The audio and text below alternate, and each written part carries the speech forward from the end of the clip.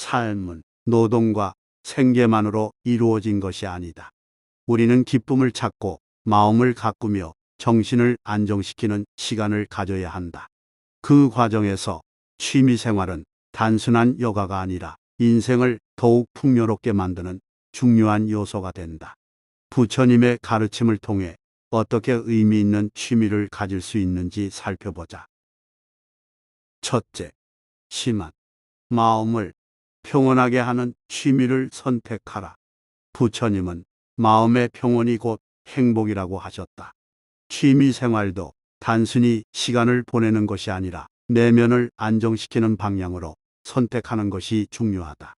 독서, 명상, 그림 그리기, 화분 가꾸기 같은 활동은 마음을 차분하게 만들고 스트레스를 줄이는 데 도움이 된다. 현실적으로 볼 때 우리는 일을 하면서 다양한 스트레스에 노출되지만 하루 30분이라도 조용한 취미에 집중하면 마음의 여유가 생긴다. 또한 스마트폰과 인터넷 사용이 일상이 된 현대 사회에서 자연과 가까운 활동이나 손으로 직접 무언가를 만들어 보는 취미는 디지털 피로를 줄이고 집중력을 회복하는 데도 효과적이다. 둘째, 무집, 탐욕과 집착을 경계하라. 부처님은 집착이 곧 괴로움의 원인이라고 하셨다. 취미 생활도 집착이 개입하면 즐거움이 사라지고 스트레스로 변할 수 있다.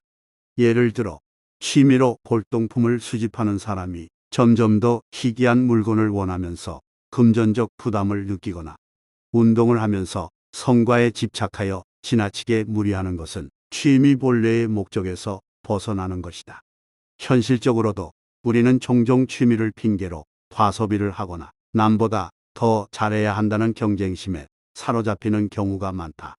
취미는 본래의 의미를 잃지 않고 돈과 시간의 부담이 지나치지 않은 범위에서 즐길 때 오래도록 유지할 수 있다. 셋째, 화합. 취미를 통해 타인과 연결되어라.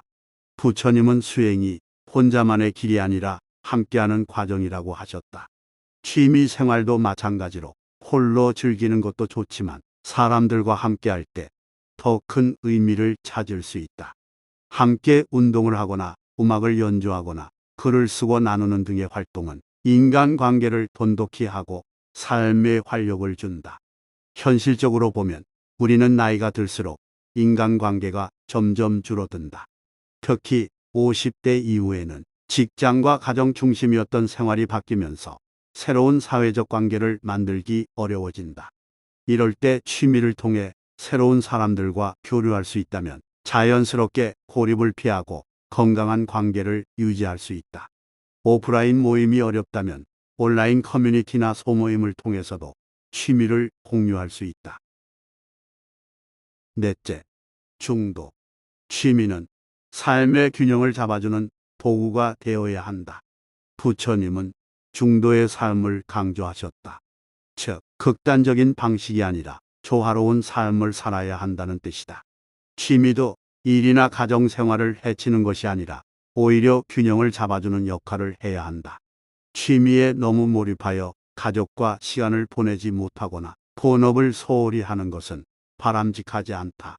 반대로 너무 바쁘다는 이유로 취미를 완전히 포기하면 마음의 여유를 잃게 된다. 현실적으로도 우리는 시간이 없어서라는 이유로 취미를 미루지만 사실 하루 30분에서 1시간 정도는 충분히 낼 수 있다. 핵심은 취미가 일상에 지장을 주지 않도록 조절하는 것이다. 예를 들어 직장인이라면 출퇴근 시간을 활용해 오디오북을 듣거나 주말에 짧은 하이킹을 즐기는 것만으로도 충분한 취미 활동이 될 수 있다. 취미를 삶에 자연스럽게 녹여 균형을 유지하는 것이 중요하다. 다섯째, 무상. 취미를 통해 삶의 무상함을 이해하라.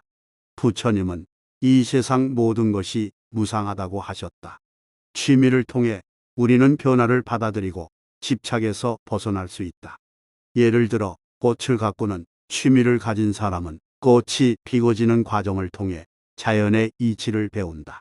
그림을 그리는 사람은 완벽한 선을 만들려고 하기보다 실수조차도 작품의 일부가 된다는 사실을 깨닫는다. 악기를 연주하는 사람은 한 번 울린 소리는 사라지지만 그 순간에 음악이 존재했음이 중요하다는 것을 이해한다. 현실적으로 보면 우리는 나이가 들면서 젊을 때처럼 몸이 따라주지 않는다는 사실을 깨닫게 된다. 예전에는 쉽게 할 수 있던 일이 점점 어려워질 수도 있고 익숙한 환경이 바뀔 수도 있다. 취미는 이런 변화 속에서도 즐거움을 찾을 수 있도록 돕는다. 새로운 취미를 배우는 과정에서 배움에는 끝이 없다는 사실을 깨닫고 지금 이 순간을 소중히 여기는 태도를 기를 수 있다. 취미 생활은 단순한 시간 때우기가 아니라 삶을 더욱 풍요롭게 만드는 과정이다. 부처님의 가르침을 따라 마음을 평온하게 하는 취미를 찾고 집착을 경계하며 타인과 함께하고 균형을 유지하며 삶의 무상함을 받아들이는 지혜를 익히자.